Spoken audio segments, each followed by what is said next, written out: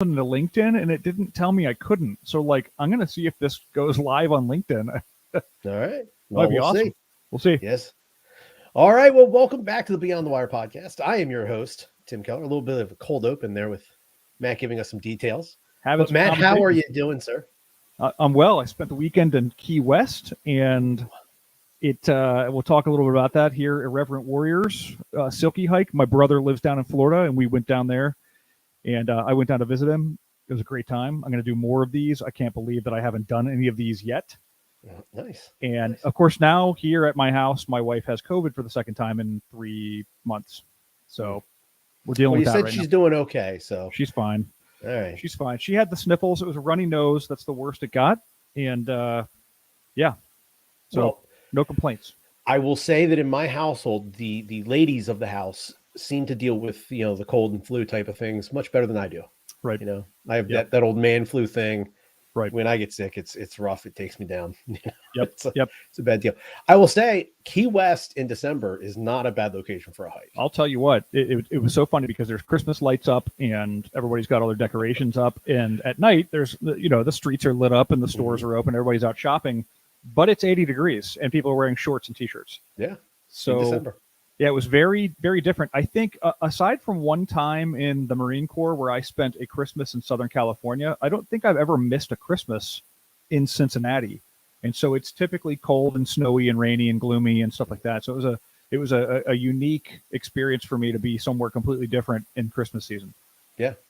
Yeah, I was down in Florida just after New Year's one year, and coming from the Northeast down to Florida that time of year, it feels like a heat wave. So I'm down there in t-shirt and shorts. I'm standing outside in flip-flops, talking on the phone. And I have locals driving past me on their golf carts, giving me the evil eye because, they got the knit hat. They're bundled up in their jackets. Like, what are you doing? And I'm like, right, dude, it's 75 out here. What are you doing? What are you doing? It's nuts. It's nuts. My brother lives in Fort Lauderdale and will take to social media and he'll say things like, "Oh, it's a brisk 78 degrees today in Fort Lauderdale." While everybody's complaining about snow and things like that. Everybody back home. Yeah. Yeah, I hear you there. Yep. Absolutely. So everything else going good? Yeah, no complaints. We're approaching the Christmas season here and have you even started? I have. I have but you can't see it. I have a pile of boxes sitting next to me. I am really bad about wrapping gifts, and so I will get everything and I'll bring it in, I'll pile it up, and then I'll try to figure out how I wrap it almost at the last minute. My wife gets really mad at me because she wants the piles of presents underneath the tree, and I will do it on Christmas Eve. Yep. And then it looks like Christmas for 2 days, and then we tear it apart, and there's nothing there. I do understand that thought. I actually finished my last order, but now it's that whole stocking stuffer thing. And I was just talking to the wife the other day. Buying stocking stuffers for an adult is possibly one of the hardest things known to me. What do you get an adult that fits inside of a stocking? I was with chapsticks and lotions and stuff like that. It's my wife likes chocolate with caramel in it, and so I'll do like chocolate with caramel in it and some other little candy things, maybe a gift card to get her nails done or something like that. But yeah, you're right. I mean, quite honestly, I have the hardest time shopping for people in general. I don't have enough capacity to, like, I don't know what people want, and then of course my wife never tells me what she wants, so then it's like I don't know what I'm supposed to get you. So my brother and sister and I, the way we exchange gifts is that we'll build Amazon wish lists. Absolutely. And then we'll just share it with each other. Like, these are the little things that I want that I'd like to have. And, it's within reason. It's yeah. We're not asking each other to like, hey, I need a new car. Yeah. But hey, here's this 85-inch flat screen I'm looking for. Right. Yeah.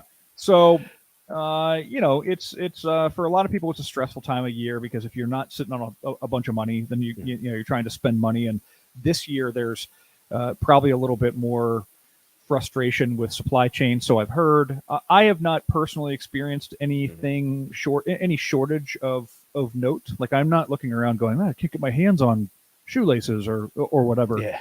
But things are. I know if you're special ordering certain things, they're taking a little bit longer to get there. And I think a lot of people are doing their shopping a little bit earlier, which is good. It's great for business. Business can account for better profits quicker. So, but it'll force us to maybe shop local too. If all the goods are sitting on ships out in the Pacific Ocean, then let's go down to the local shops and see what they've got. Maybe it'll be just a unique Christmas. Yeah, absolutely. Do you think anybody in the Marine Corps has tried to use the no boot polish at the PX? You know, supply chain shortages. That's why my boots look like trash. They don't have to polish their boots anymore. Oh, that's right. Yeah, they don't have to. They don't have to starch and iron their camis. They don't have to do any work. The boots. They just show it up. They just show up. Show up looking like a bag of ass. Yeah, right. So Darren on LinkedIn is asking, Irreverent Warriors are still doing hikes in Florida. Darren, I just did the last one. Key West was the last one of the year.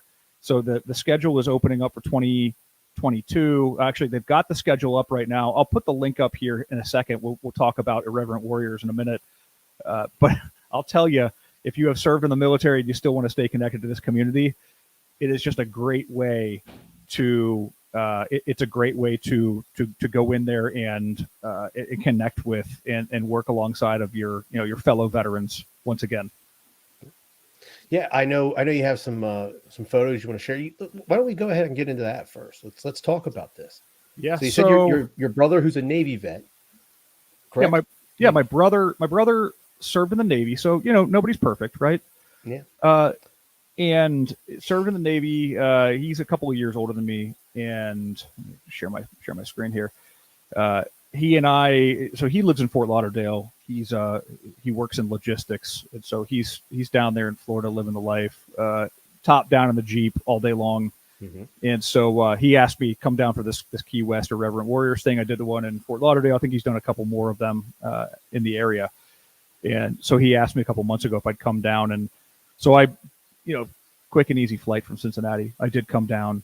We took a 4-hour drive from Fort Lauderdale down to Key West. Beautiful drive, by the way, because you're on those bridges that go from the Keys, from mainland to the Keys, and it's just amazing. Like the 7-mile bridge is 7 miles of bridge over the water. It's amazing. True Lies with Arnold Schwarzenegger was filmed there. When they blew up the bridge at the end, the famous line, "Get to the chopper, the bridge is out," was on that bridge. Oh. The Marines and the Harriers came in and fired missiles at the bridge, and they blew up part of the bridge. And interestingly enough, I don't know if they did this for the movie, but they had replaced the old bridge with the new bridge. So there's a new bridge there, newer bridge that you're driving across. It's 7 miles long. And then next to that is the old bridge, and it's still there in sections. And so I think they actually destroyed part of that bridge for the movie. So it's kind of interesting. I was going to ask if they actually get to blow the old bridge up for the movie. Yes. Yeah. It's kind of interesting. But so we went down. We're driving around in the Keys. This is a key deer. This little deer, it's the size of a dog, and it is pretty tiny.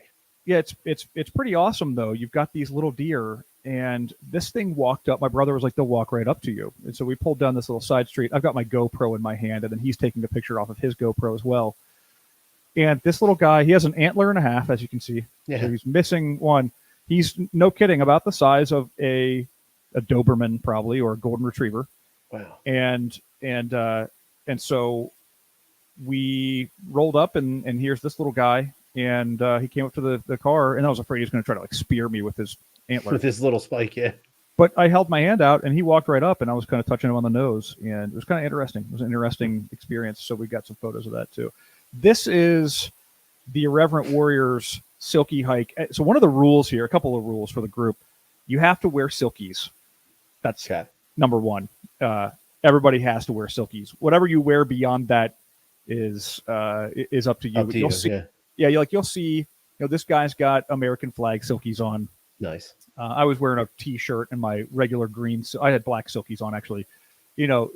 80 degree weather outside, so some of these guys aren't even wearing shirts. But cowboy hats, and you got the guy in the Navy shirt back here. So people wear what they want, but it's a very cool event because this is us at the southernmost point Bell in Key West. If you've ever been there, this is the southernmost point of the continental U.S. And there's typically a line of 50 to 100 people lined up here waiting to see the bell, waiting to walk to take a picture in front of the bell, which is this big red structure back here. You can't really see it, but it looks like a giant bell. And of course, there's some devil dogs that climbed up to the top of this thing and they're waving their flags around. So this line of 50 people allowed us to cut the line to come in here and take a picture. And then there was this chant, USA, USA. So just a really powerful experience, a really good opportunity. It's almost like the humor, the barracks humor that you saw in the military happening out here without the restrictions and regulations of the military. And bear in mind, one of their rules here is that there's no political messaging here. It is simply their mission is, I'm going to paraphrase, it's to use humor and camaraderie to improve veterans' mental health and prevent veteran suicide. Awesome. And so you're taking this group of people. There were probably an accumulated, 75 to 100 people in the hike, and we marched through the streets of Key West. And at one point, we came to this place. I have video of this. I'll share it later on. We came to this place where there was an annex on a part of a military installation, and there's a harbor there, and it says no swimming in the harbor. And what do all the devil dogs do? Well, they take off their suits and go swimming. Yeah. Funny thing was the cops were right there, and the cops were like, "We don't care." So, just a really cool experience. Nice. That's myself and my brother before the hike kicked off. I love my brother's shirt. It's George Washington wearing a red hat that says "Make America." So that's pretty funny. I like that hat. So interestingly, when I got down here, I ran into another guy that I used to work with at a different company. He was there in the parking lot as we were gearing up to step off of this hike. So we did probably about 10 miles throughout, and it's a real slow pace. It's not a race. We're not out there to nobody's dropping out. Yeah. So, just a great opportunity to kind of get back and do some of this stuff again. Now, you said this is the last one in Florida? The last one of the year. Okay. So I think that they kick off again in probably January, February. I know my brother and I were looking at another one in February in Fort Lauderdale. And so they're coming pretty soon. I'm going to put up a quick banner on the screen so anybody who's watching can check out the Irreverent Warriors website. But it's simple as that. Google Irreverent Warriors. The schedule is up for 2022. It's a great opportunity just to pop in and just get back with the community, back to the military community. I talked to a lot of veterans who are like, I don't know what I should do to participate. I don't know how I get back into this community after they're out of the military. And this is a great way. And these hikes are all around the country. So there's probably one that you could reach by driving within 2 hours at any given place. And if there's not, and you think that you have a market to do it, you could probably volunteer to set up your own. So it's a pretty good deal. Fantastic. Irreverent Warriors. And you can follow them on social media and all the channels as well. Awesome. Yeah. I wonder if you made any of their social media posts. I'm in some of them. My brother found a few of them. Yeah. Okay. Awesome. That is fantastic. And like I said, great time of year to do it in Key West. Right. Imagine that being July. 80 degrees. No, it would. Yeah, right. Yeah, well, funny thing was all the Florida people were like, "Oh, it's so hot out here." I came from Cincinnati. It was snowing last week, and I'm like, "This is great." Yeah. I'm enjoying every second of this. Yes, I'm going to soak up all of this. Right. Amazing. It has been so far a pretty mild winter where I'm at. You said it was snowing. We got snow last week, middle of last week. We got snow, and then of course these storms rolled through the Midwest a couple of days ago and wreaked some havoc. So it's 61 degrees today in Cincinnati, so it doesn't feel like winter right now. It's been mild so far. We've had some cold days.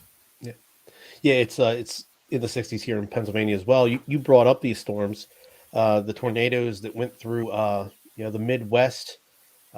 Parts of Tennessee, Mississippi, Illinois, Arkansas, but Kentucky seemed to be the hardest hit out of all the states. The Kentucky National Guard has now deployed hundreds of troops to help with tornado devastation. Here's some of the photos. I mean, they're saying the one tornado they believe tracked a few hundred miles on its path, which is an extremely long distance for one storm to track and maintain land contact. But you're talking about whole communities. Developments of homes just absolutely leveled. There was the, I want to say it was a candle manufacturing plant. They showed that was completely crumbled, and they believe there was, a few like 60 people in the building at the time of the collapse. Yep.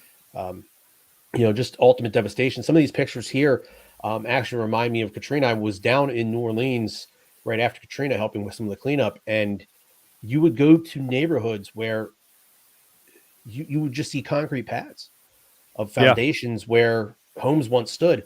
And for, as far as you could see, it'd just be pad after pad after pad. And you could look around and count and say, there used to be 40 homes Yeah. right here. Yeah. And there's nothing other than this concrete pad that would let you know that there was ever a community right there. Right. And then other parts of town that didn't have that drastic of damage necessarily structurally, but because of the flooding and things like that, you would drive into these parts of town that literally look like some sort of post-apocalyptic movie setup, because there'd be buildings and there'd be random cars strewn about, a tree knocked down here or there, power lines down, and literally not a human being anywhere in sight. Right. And, it's a terrible, terrible situation. I know FEMA's definitely involved, but the Kentucky National Guard troops have been deployed to communities devastated by this weekend's tornadoes that have killed at least 80 people. They are still in the process of trying to remove rubble and hopefully find and rescue any more individuals that may still be surviving. Guard members are performing law enforcement duties, helping with cleanup debris and supporting recovery efforts. They are joined by the U.S. Army Corps of Engineers. They are actually tasked with trying to get emergency power and getting critical public facilities and services back up and running. I read a story yesterday of a gentleman who lives in Tennessee. He owns a lawn care business that he runs. And, in the wintertime, he kind of switches his focus and he does some barbecue. Right. Early this week, I'm sorry, he packed up as much food and product as he could, hooked up his smoker on his personal truck, and drove over to Kentucky, set up shop, and just started cooking food. Was just handing out food, because that's what he could do. He wasn't there. Obviously nobody's looking to get their lawn cut, the trees trimmed, anything like that, but he knew that he could provide a service. This gentleman by no means is any sort of millionaire. He's driving probably a 10 to 15-year-old pickup truck with what looks to be a homemade smoker. Mm-hmm. He's hauling around. But it's individuals like that and, these small acts of kindness that really do help in times like this. But yeah, if you're seeing these pictures that Matt has up on the screen, it's an absolute tragedy. It was 200 plus miles this tornado traveled. It was something like, a half a mile wide at some point, I read. Just massive. So I have an aunt, my father's sister lives near Bowling Green, or in Bowling Green, and she's lived there for most of her adult life. And as it turns out, some of my other aunts and uncles were visiting them over the weekend. And I was in Key West, so naturally here in Cincinnati, weather's coming in. My wife's like, "Well, what do we do?" I'm like, "Go in the basement, make sure you hunker down." Mm-hmm. But my aunts and uncles who were in Bowling Green said that the rental car got smashed by a tree. Most of her mature trees. She lives on a property that had a lot of very mature trees, older property. They were smashed. The trees are all ripped down. The power is out. And you can see from these images, I mean, this is not exclusive. Tornadoes don't discriminate. I think when I was growing up, they used to talk about Tornado Alley, and all the pictures you saw in the news, it was trailers being knocked over and things like that. You're talking about tornadoes come through communities and knock down hospitals and schools and other buildings and houses, big and small. It doesn't matter. Mm-hmm. There are thousands, tens of thousands of people right now without power, without access to medical facilities, et cetera. So there's a lot going on down there. There's a lot of FEMA help. Mm-hmm. I think this weekend, early next week, I might run down there with a friend of mine. I've mentioned Dave Corlett here on the show before. Dave works for the Cincinnati Police Department. Dave put together a quick little Venmo fundraiser, and he's asking people to throw it in there, throw a couple of bucks in there, and he's going to take as much money as he can get and put some supplies and some toys and some gifts and things like that and take it down there on Monday. So he called me the other day and was like, "Hey, can your vehicle haul a trailer?" And I'm like, "Of course we can. Let's go do it." So let's pack up this trailer and take some items down there. There are a lot of people there helping, of course, but I think what you miss sometimes is that there's food and water and medical facilities and and some of the debris cleanup. But the unknowns right now are, you got to think about how many children, how many families with children potentially lost everything. Yeah, and we're 9 days away from Christmas. Right, and they might not get anything. And this Mhm. could be, bear in mind also, this could be people who have lost their coats, their clothing. It's the middle of winter. I know Yep. we were just talking about how it's mild out, but all it takes is a cold day, and now you've got children without coats. Yeah. So we're going to try to take some supplies down there and do what we can. But it's an ugly situation. And yeah, like I said, 200 some odd miles, 200 plus miles of tornado, like continuous tornado path was destroying these houses. For the veterans or non-veterans out there, check into Team Rubicon. Team Rubicon is a veteran-based disaster response organization. You can go in there and sign up as a gray shirt. You take a quick assessment, make sure that you're physically capable to go down there and volunteer, and they will deploy you similar to how military deployment works. They'll deploy you with a team of people into a trouble spot. Some of it can be search and rescue. Some of it is rebuilding. Some of it is cleaning. Some of it is feeding people. It's, all of the stuff. You look at the images again, you're seeing, roads littered with debris and houses that are fully collapsed or cars that are overturned. So there's a lot of let's call it muscle. There's a lot of manpower that's needed down there. Mm-hmm. Absolutely. The Fort Campbell, Kentucky, was set up as an emergency staging area for the Army Corps of Engineers. Search and rescue teams and others are using Fort Campbell as their base of operation. There are 52 generators, 30,000 meals, 45,000 liters of water. There's cots, blankets, infant and toddler kits, medical equipment, and supplies. So FEMA and U.S. government are trying to do everything they can to possibly help. But yeah, like Matt's planning on doing, and like the gentleman I mentioned earlier, I should have got his name. It's those little acts that help out so much as well. So right.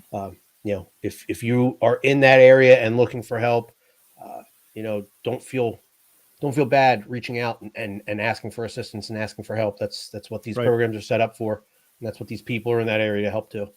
100%. Is helping.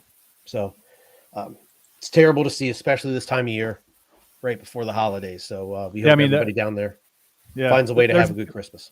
And there's no good time. That's the thing. There's no good time. But I do think that for the magic of the season, I realize that there's nothing we can do to make up for that. But I think that if people have a couple extra bucks or some extra toys or whatever you can do, whatever you can give, and it's this case for every natural disaster. Mm-hmm. There are people that are more affected, especially children, elderly folks, people who might not have a whole lot, have just lost everything, and they might not have insurance either. And so anything and everything to do to help is always appreciated. Yeah, absolutely. It's tough to move on from that, but Matt, you found an article that revealed something to me that I was not aware of. So the world of medicine lost a potential great in the summer of 1953, but the U.S. Army and the world of television and film benefited from this loss. That was the year that James Earl Jones graduated from the University of Michigan and was commissioned a second lieutenant instead of going to medical school. So I had no idea that Mr. James Earl Jones ever served in the military. The article on military.com kind of gives you the rundown. Jones spent that summer in the Army, where he attended the University of Michigan as a pre-med student. During his time in college, he became disillusioned with the idea of becoming a doctor, but found that he thrived in a military culture. It does state in the article that when it came time to re-enlist, James Earl Jones' commander asked him, was there any other thing outside of the Army that you have ever thought about doing? Mr. Jones's father had been an actor while he was growing up, and he thought he would always follow in his father's footsteps. So he let his commanding officer know that, I've always thought maybe I wanted to be an actor. And his commanding officer, which when I read this line, I think it's amazing that a commanding officer would look at a junior officer that is, by all accounts of this article, doing very well, say, the Army will always be here. I think you should go chase your dream. And then we all know that, James Earl Jones has gone on to be an amazing actor on stage, on film, on television. He voiced Darth Vader in the Star Wars series. But yeah, You, after his discharge, there he goes. this is what blew my mind, though, that he was Darth Vader's voice, but clearly he was not the actor inside of Darth Vader, which I had to add that image here too, because when I watched Star Wars as a kid and the guy in Darth Vader took off his mask, I was like, I didn't associate the voice with the guy. But later on, when I found out that was James Earl Jones' voice and this was the guy, first of all, I was kind of disappointed by his appearance. He looks a lot different than I ever thought he would look, the real guy. But then I was like, well, why didn't they just put James Earl Jones inside in the costume? Yeah. Yeah. Like, and I also realized that sometimes the interesting thing about actors who have to wear masks or makeup for movies, sometimes that process is really difficult. It's a lot of time it takes, and not everybody is able to wear a mask for 9 hours of shooting every day or whatever. But I thought that was interesting. So I had to throw the real actor's face up there, who was actually Darth Vader, but James Earl Jones was Darth Vader's voice. Yeah, the famous voice of Darth Vader. And James Earl Jones has spent more than 60 years now as an actor. He is called one of the greatest actors in American history. He has actually achieved what is known in the showbiz world, the EGOT, where he's won an Emmy, a Grammy, an Oscar, and a Tony for Broadway plays and musicals. So, absolutely fantastic actor, fantastic voice actor, obviously. But yeah, I think that, one, I was blown away. I never knew that James Earl Jones was in the military. And then B, as you read the article and you find out that, again, he is being a very successful young officer. And when it comes time to re-enlist, his commanding officer gave him amazing advice. Go chase your dream. The Army will always be here. Right. Now, had James Earl Jones gone to New York like he did, and maybe 5 years down the line, hadn't found any level of success, maybe he would have gone back. But luckily for all of us, he became the actor that he is. And we're all more entertained for it. That's for sure. So I just finished a movie last night called By Dawn's Early Light. It just happened to have James Earl Jones in it as one of the main characters. And it's a movie about the end of the Cold War, where there's an accidental nuclear missile launch against Russia by a NATO country. I think it came from Turkey. It's all obviously fiction. But in that, the response from the Russians is to launch nuclear missiles against the United States. It's an automatic response, which then kind of shows it's sort of a historical fiction. It's kind of an accurate reference to what would have happened. These guys get up into the aircraft, the B-52s with the nuclear bombs on them. James Earl Jones just happens to be on, I guess, what we would call like a command and control aircraft flying around. And he's a general on that aircraft giving orders about where our bombers should be going and when we, pull the trigger, so to speak. But it just happens that article came up yesterday, and I was reading it about James Earl Jones, but I also just happened to be watching a movie with him in it. Yeah. I will say the actor that plays Darth Vader in the suit all day definitely looks creepy. I'll give him that. Yeah, as a kid, I remember feeling disappointed by his general appearance. He looks like an elderly gentleman. Yeah, you thought he would be more menacing than something like that. Yeah. I know we've talked about Adam Driver plays Kylo Ren. Kylo Ren was another one. I mean, I like Adam Driver. I think he's a great actor. He's also a Marine. Yes. Which makes it relevant to our conversation here. He served in the Marine Corps and the infantry, and then he went and became an actor. But when he took off his mask as Kylo Ren, I was like, well, that's not really what I thought that guy was going to look like. It's I'm not going to say it's disappointing. It's just you develop these personas in your head, like what you think this person looks like. Same with the Mandalorian. If anybody's ever seen the Mandalorian, I know what that guy looks like in real life. But it's not what I would think he would look like based on his character. And it's that's a great example because also I know what that actor looks like. I know him from Narcos and some other things. Yeah, he's in a bunch of things. My daughter, though, had no reference of that actor, and she loved The Mandalorian. We would watch it together, and there is an episode where the mask does come off and you get to see the actor that plays the Mandalorian. And my daughter just goes, I didn't think that's what he looked like. Yeah. That's how I've always done that with musicians too. With the advent of YouTube, you never knew who anybody looked like, and now you're watching videos. I'm like, that's not at all what. So the Deftones are one of my favorite bands that I listened to in the Marine Corps, and I took it out. It was one of the cultural things I took out of the Marine Corps. But Chino Moreno, the lead singer for Deftones, doesn't look at all the way he sounds. Like he's got this high pitched, whiny kind of voice, real soft voice sometimes, and then he looks completely different from what he looks like. But my son does it all the time. He's like, I really like this song. Let's watch it on YouTube. And then he sees the actual singer. He's like, well, that's not exactly what I thought he would look like at all. I've done that in, like at work. You work for a bigger company. You have multiple branches or locations or whatever it is. And maybe you're speaking with somebody, in a warehouse somewhere or in the HR department or whatever, sales. And you speak with them, let's say once, twice a week, you begin to develop, a distanced relationship with them. And then at some company function at some point, you end up bumping into this individual.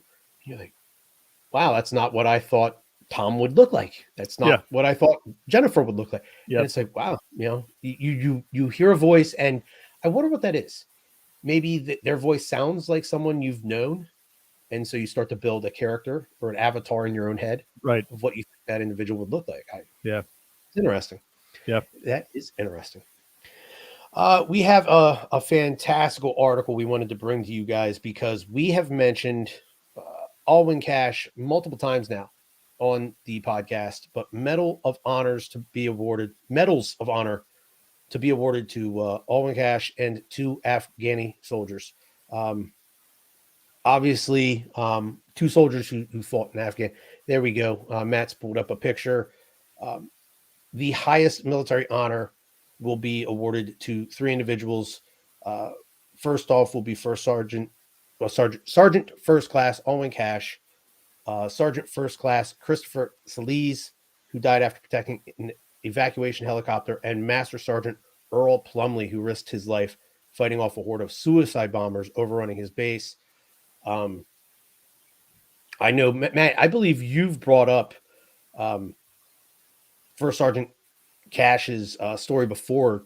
Do you remember his story?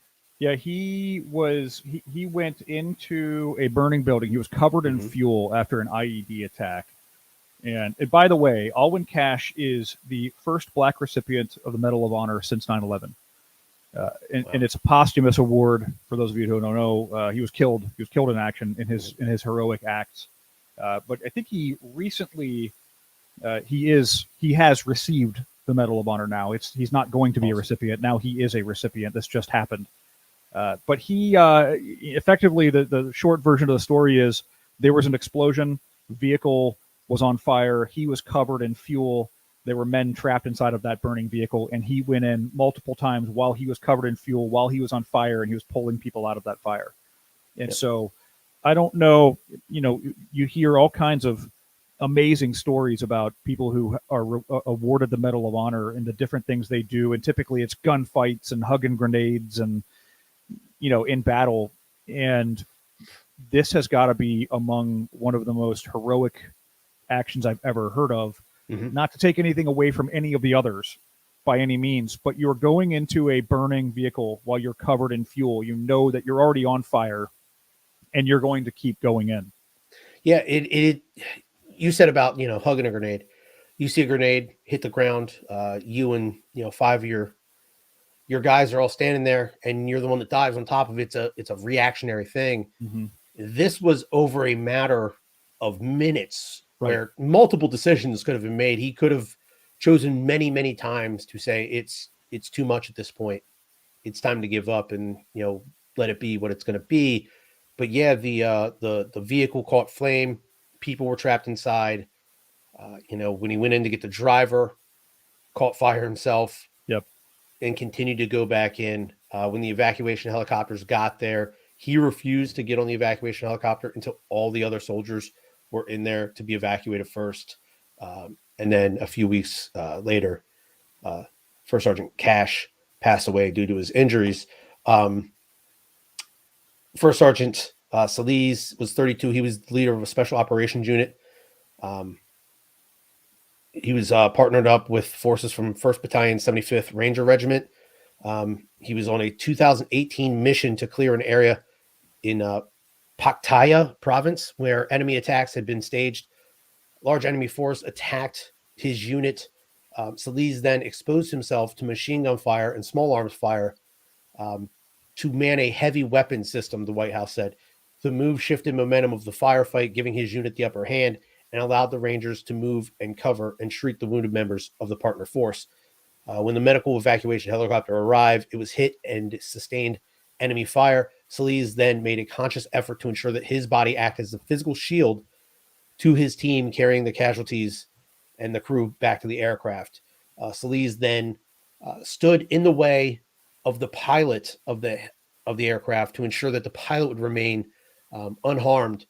And in his last moments, the aircraft and its crew were making tough decisions. Solis then motioned for them to just leave him there and to take off and rescue everybody else.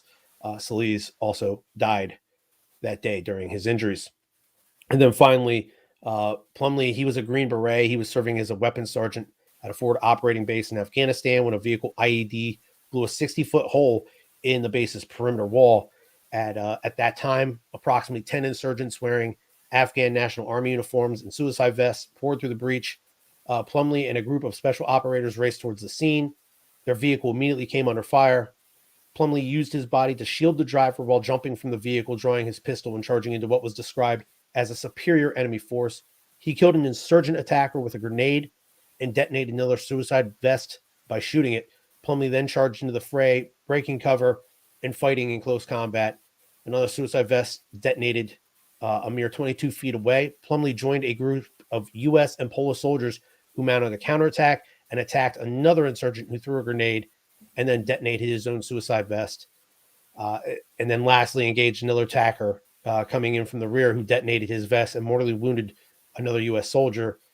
It does not say that Plumlee died of his injuries he sustained that day. So I'm hoping to think that at least one of these gentlemen will get to live to see themselves be awarded the National Medal of Honor. Very, very few individuals, for one, get this honor of being awarded such a high medal. And even a smaller number of those individuals live to see the day that happens. Right. So when that does happen, that's a very special event. So generally when you're winning this award, it's the worst day of your life. And it is also something that is so harrowing and so dangerous that has led you to being able to be awarded this high level of award. This is the highest level. This is the highest award that one can win, that one can earn for combat valor in the United States military. Yeah. That last story, talking about Plumlee, you're talking about a vehicle packed with explosives running into the perimeter of a base, essentially breaching the security measures, allowing for these insurgents to then, come onto the base. And an individual like him just immediately reacted and put himself completely in harm's way. I don't know how many people were on this forward operating position, right. But he was willing to risk his life to save the other 5 or 500 people that were there that day, and did it without any hesitation. Right. Yeah. Just it's amazing. It's amazing. And these are stories that movies need to be and books need to be written about. Movies Absolutely. Need to be made about. Interestingly, the last name Plumlee reminds me of Sergeant Major Plumlee from We Were Soldiers. If you've seen that movie with Mel Gibson, and Sam, what is Sam's last name? Sam, the actor, Sam played Sergeant Major Plumlee, but that was Basil Plumlee. He passed away in 2012, but he had served in World War II, Korea, and Vietnam. And so when I heard that name at first, I'm thinking, I wonder if that's spelled the same way and if these two are related somehow. Man, that's a heck of a bloodline, wouldn't it be? Yeah. These are those stories where when I read them, I genuinely ask myself, if I put myself in these individual shoes, would I have acted or reacted in even a minor sort of way to this, and I don't know that I would. I don't know if I could. You I would talked, love to think I would, but yeah, without being there and being put in these situations, you'll never know. And for some of these individuals, if you put them, as a third person being able to watch from above, I think they might yell at them themselves, what are you doing? Get the hell out of there. yeah. But it's a reactionary thing. It's a reactionary thing, and I always say this, like, we don't serve in the military for the politicians. We're not serving in the military what the media thinks. We're not doing any of that. A lot of times the bonds that you form, and we talked about this with Irreverent Warriors, and this was probably the most exciting part of the Irreverent Warrior Silky hike for me, was that then I'm once again back among the people with whom I identify. Mm-hmm. And we use that term a lot in society these days, and it doesn't mean much to me other than when I'm with this group. And I say that honestly because I don't feel like I belong in a whole lot of groups of people. And I've always felt that way. Like I identify best with other people who have worn the uniform, and we have the same conversations, and we have the same senses of humor, and we've had some of the same experiences. People who are in these situations, they don't view themselves first as heroes quite often. Yeah. And there's a couple of reasons for that. One, they were doing for their brothers and sisters what they thought their brothers and sisters would do for them. When your best friends or your family members are stuck in a harrowing situation, if your house is on fire and your family members are inside of it, you're going to run in and get there. And that's the same thing that Alwyn Cache did. His brothers and sisters were in imminent danger inside of a burning vehicle, and he said, I have to go in there and do something. Because you give it so many different reasons, but what's the alternative? That you just don't do anything, and then you have to live the rest of your life going, I probably could have done something. Yeah. The other thing is, in the military, we know that, in some cases, the situations we're put into, it's going to be dangerous. I know for me, one of the reasons I joined the Marine Corps of any branch was because the 17, 18-year-old invincible kid in me was like, let's go do something dangerous. Let's go do something you could probably survey anybody who joins an infantry or combat arms job. They want to be part of that, and they want to go do something that 99.9% of people aren't doing. So to answer that question, or to have that topic a little bit, I think you're right. I think that a lot of it is how you're raised. It's your values and qualities as a person. Of course, that doesn't mean that the next time something crazy happens, civilians go jump out of your car and go do something about it, because you might not have the right training for it. But you look at any of these folks, Alwyn Cache, Dakota Meyer, you can name any of these people we've talked about on the podcast. They all had specialized training. They all had unique experiences, and they went into the fray unselfishly. They went into the fray to help their brothers and sisters, or to make an impact, or to do their job 120%.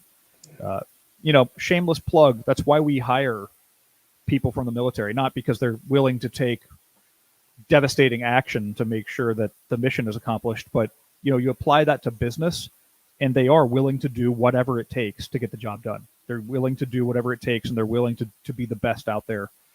In a world right now where we're seeing people who are kind of sitting back and saying like, hey, I want to make more money, doing whatever I'm doing. You got veterans who are making, I think I calculated at one point in time in the Marine Corps, I was making, like, for the amount of hours I was working in a week, I was making like $3.50 an hour. And it's not a lot. Right. But it's the camaraderie. It's the team mentality. It's the mission. It's the heritage of the branch that you're in. It's all these different factors. By the way, if a company can duplicate that, you'll have the best employees on earth. If a company can duplicate that camaraderie and allow people to have that amount of, I want to get it right 100% of the time, we're not in situations where you're going to win the Medal of Honor, but companies are hiring military veterans for the same fundamental reasons that people are winning the Medal of Honor, or people are getting these awards for valor. No, because that veteran that's your new engineer is going to, want to create the most efficient, machine or building or structure or whatever it is, that military member that you got now on your sales staff is going to want to be the best salesman. He's going to want to rack up the, presidential awards and things like that. Yeah. It's these veterans are going to come in and they're going to want to be the best. And some of them sometimes maybe a little ruthlessly will do whatever it takes to get that job done and be the best they possibly can be. That's right. That's right. Absolutely. There's a lot of talk out there about inflation, the cost of goods, things going up. One of those being gas prices. Gas prices are hurting everybody's pocket these days. And while high gas prices have pushed President Biden to tap into the U.S. strategic oil reserves, America's neighbor to the north is also dealing with a shortage of their own for another so-called liquid gold. There you go. There's some oil reserves. Well, Canada has their own liquid gold, and it is called maple syrup. You're seeing maple syrup being tapped from trees. Canada has had to tap in to their maple syrup reserves. First off, blew my mind when I found out there was such thing as maple syrup reserves. But NPR reports that the Canadian group Quebec Maple Syrup Producers recently announced it is releasing about 50 million pounds of its strategic maple syrup reserves, about half of the total stockpile. So that means they have a stockpile of roughly 100 million pounds of maple syrup. Okay, that's kind of wild. Quebec produces nearly 70% of the world's maple syrup. This past spring, we just talked about it being a pretty mild winter. This past spring being a mild spring, the harvesting time for maple syrup. They did not harvest nearly as much maple syrup as they normally do. And I guess with so many people staying at home, not traveling, the pancakes and waffles were a big part of everybody's breakfast. And the maple syrup usage has dried up the maple syrup reserves. So they've had to break in and pull out 50 million pounds of syrup. First off, why weigh it in pounds? Why not just gallons? Right. Yeah, I don't know if the easier way is. I don't know. So I was really hopeful when I was looking for images on this. I was really hopeful to find some like large storage containers. By the way, the storage containers you see on the bottom right on the screen are not maple syrup reserves. I was really hopeful when I heard 50 million pounds. I'm like, how big is 50 million pounds in syrup? And could that fill a handful of large containers? So I was looking around for a little bit of imagery on what does it look like when they're storing 50 million pounds of maple syrup. The best I could come up with was these pictures of these the cans and the trees, buckets on them. Yeah. Well, they said it's hard to predict what next year's crop will look like. They already have plans to start a little bit earlier this year. As early as February instead of the normal March timeframe is, when they normally start trying to tap the trees for maple syrup. And they plan on tapping 7 million more trees this year. This is not the first time, though, that the maple syrup reserves have made the news. This one must have skated past me back in 2012. But an individual who was working for Quebec's maple syrup reserve stole more than 3,000 tons of maple syrup from the stockpile over the course of a few months. The value of the heist was estimated at 19 million Canadian dollars.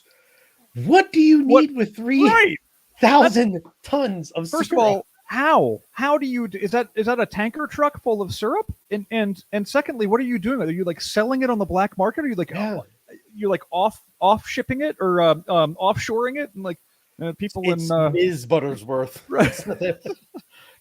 I'm smuggling this into North Korea for top dollar. Like I don't understand that. I go through a bottle, maybe a large half-gallon bottle of natural syrup. So, by the way, this is the other thing I didn't realize until relatively recently because I wasn't reading ingredients on things. Most of the maple syrup you buy in stores is corn syrup. It's not maple syrup, and you're going to pay a little bit more for maple syrup. So the $6 jug of Buttersworth or any of the other ones at your log cabin or whatever, and I don't want any of you guys to come back and get mad at me for saying this, but some of those brands are just corn syrup with maple flavor. Then you've got the real maple syrups that you're going to pay $15, $20 for a half-gallon jug. But I didn't know that. But it takes me a year or two to go through a half gallon of that stuff. Like we're not eating pancakes and waffles in my house like that. Yeah, I mean, I would say that's probably about right for my household too. A half-gallon jug is going to last us a long time. Yeah. But yeah, I mean, this opened my eyes to a whole new world for me. I didn't know how much maple syrup was out there, how much was being produced, that someone was stealing it at that rate, 3,000 tons of maple syrup. Obviously, I guess they had to be selling it. It was worth $19 million, they're saying. So I just don't know what do you do with that? And I guess secondarily, did that person make a profit off of that? Because so did they take their like thermos in every day and just hit the tap a little bit? And think about I get that. 32 ounces out today, and I'll get 32 ounces tomorrow. How many gallons did they steal again? It was 3,000 tons. So you're talking 6,000 pounds. Now maple syrup's a heavier liquid. But do the math on that. If somebody's taking a thermos or even a gallon jug at a time, how long does that take? That's a lot of lugging around syrup. But then what are you doing with it? Are you just putting a label on it and then going and giving it to like the local shop down the street and hoping that they sell it for $10? I guess I don't understand. I don't understand like what at what volume you're gonna do something with. And this reminds me of when there's a fuel shortage, by the way, and people are filling up like garbage bags full of gasoline and stuff. Like, what are you possibly going to do with a garbage bag full of gasoline? So according to mapletrader.com, a gallon of maple syrup weighs approximately 11.358 pounds. So if you take that 3,000 tons, so 6,000 pounds, that equals out to about 528.26 gallons of maple syrup. Hold on. Let's go back to mapletrader.com. Is this similar to Robinhood where I can buy and sell? You can go in and get on new maple IPOs. Yeah, I'm gonna go in there now. I'm gonna download their app. I'm hopeful that they have an app. I'm gonna download their app and then I'm going to start trading in maple syrup. Maple syrup, mapletrader.com. It looks more to be like I don't know, like a Reddit type of deal. It seems to be people posting questions and then people answering. So yeah, the one person, how much does maple syrup weigh? Then there's comments underneath it. So the USDA actually says on its database, a gallon of maple syrup should weigh 11.358 pounds. So yeah. I'm learning all kinds of new things today. James Earl Jones was an actor. Yeah. Maple syrup is, we're using it all up. We had to break into the reserves. Someone broke into the reserves a few years ago and stole 500 gallons of it. Where do you store that? Is it in your garage? Listen, Tim, we started this out when we. There's Art Ramirez. 3,000 tons is 6 million pounds. Yeah, right. Yeah. Oh, okay. So 3,000 tons is 6 million pounds. Yeah, because a ton is 2,000 pounds.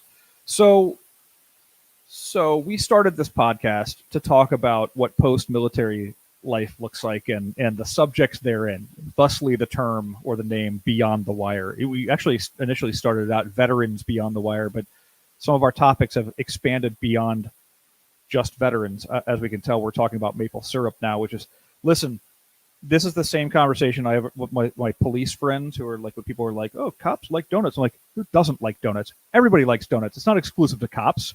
Everybody likes donuts. Veterans like maple syrup. They do. And I'm sticking to my guns.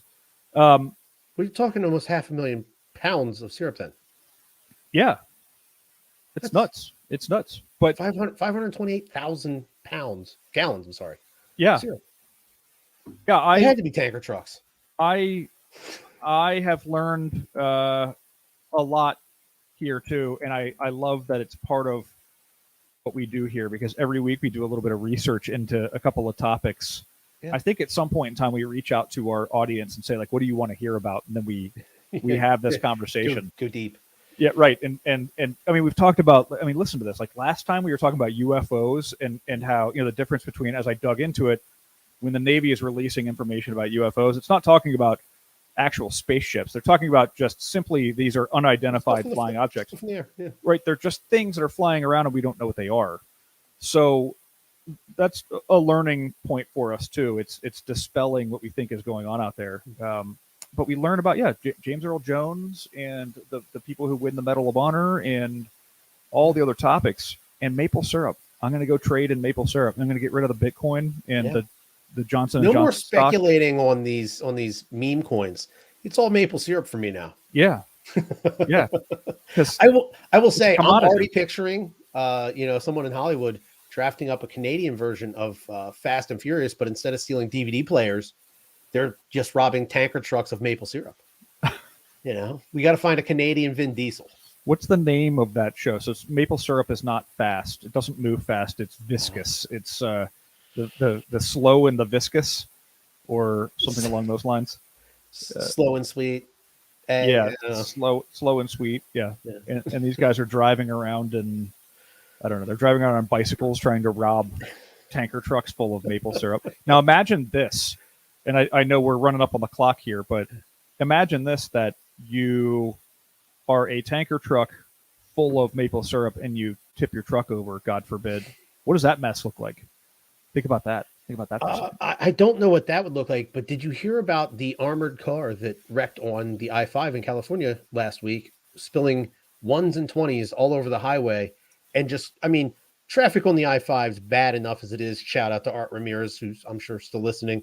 He drives the I-5 on a pretty regular basis. I could imagine still living out there in LA. But yeah, traffic just stopped as people were getting out of their cars and just grabbing handfuls of cash. Right. Well, with inflation, little do they know each of them only picked up the equivalent of 68 cents. Yes. So you got 1s and 20s, and it's not worth much right now. Yeah. Yeah. So I'm going to go buy a new house, and it'll buy you the doorknob for your new house. So I'm looking up Canadian Vin Diesel. I'm not getting any big hits, but yeah, we need to find a Canadian Vin Diesel that's out there looking to rob tanker trucks of maple syrup and take them back to his body shop, or I don't know. The whole crew. Yeah, you got to get the whole crew together. You got to get all. They're on dog sleds. Oh, there we go. Horses. Yeah, they're on something. They're on something. They're on dog sleds. Yeah, racing. Racing but each other. And you know who's chasing them? The Canadian Mounties. The Canadian Mounties on horseback. There you go. Look at this. We've just written a movie, Tim. Maple syrup. The sweet and slow. Sweet and slow. The sweet and the slow. Well, that was a fun way to end the podcast this week. I want to apologize for being a day late. I was feeling under the weather a little bit yesterday, had a bit of a headache. So we pushed it to today. So sorry for the wait. Art, that's my question right there, is where would you stash 528,000 gallons of maple syrup? Well, I don't. If you're selling it and you're selling it at a premium, then you just go ahead and take your profits and you build yourself a pole barn in your backyard and you store it all in there in storage tanks. I guess maybe you just buy up bottles, fill up these bottles, take them to local grocers, and be like, "Hey, I started a maple syrup company." And right, it's called The Slow and the Sweet, starring Vin Diesel. And they're like, "Oh my gosh, it's maple syrup from a movie." Yeah, I don't know. It's. I don't have anywhere where I could store that much syrup. That's for daggone sure. Yeah, I have no idea. So yeah. Anyways, as always, thank you all for checking out the podcast and listening and watching. We appreciate every single one of you. You can find us on all the major social media platforms as well as all the major podcast platforms. We'd like to see maybe next year the end of the year wrap up for Spotify. Some people share the screenshots of us being in like their top 5 podcasts, listen to things like that. That'd be fun. But until next year, we'll catch you back here every week on Beyond the Wire. And thank you very much for listening.